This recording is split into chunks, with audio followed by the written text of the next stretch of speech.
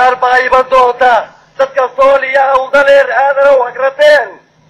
saacadoodu adkaato oo lagu raadsaylay ilaahay balkii tilaad dhicin doonta ifafaalaha muuqdiye isay leedahay maanta waxbayaan afkobaasane intay doonta gaadhay arama qarxi doonta eeday la yiraahdo oo dhan baayba doonta haddaan eebahay haymin afku hadaldayo dar baayba doonta dab munaafiqistaanay sidii yar gubtaa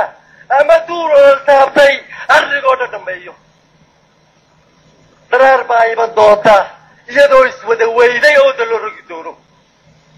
darar baayba doonta imaaraadka sidooda nimba ku gadoomo darar baayba doonta dadka Soomaaliya oo dale aadana u hakrateen saacadoodu adkaato oo lagu raadsaylay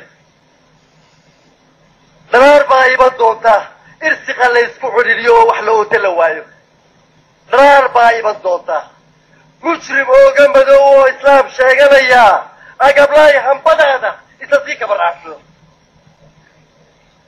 kudarso Ahmed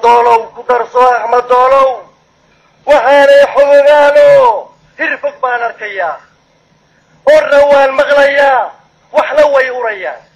amina waan kabyaya nin abwaanana waan oo ereygiisu tufleeyay hadaydaani adeecin oo ergadaana hay maanta ka abaalka dhacdaan ilaahay balkii tilaad dhicin doonta dhulkay ayna ku fooftana afrikaan madmadowya ajnabaa tegi doona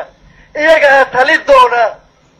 orgolkaa didiseen baa dibidii qabsan doona darar baa iman doonta enkig la isku xiiro oo heecadii dayilmaa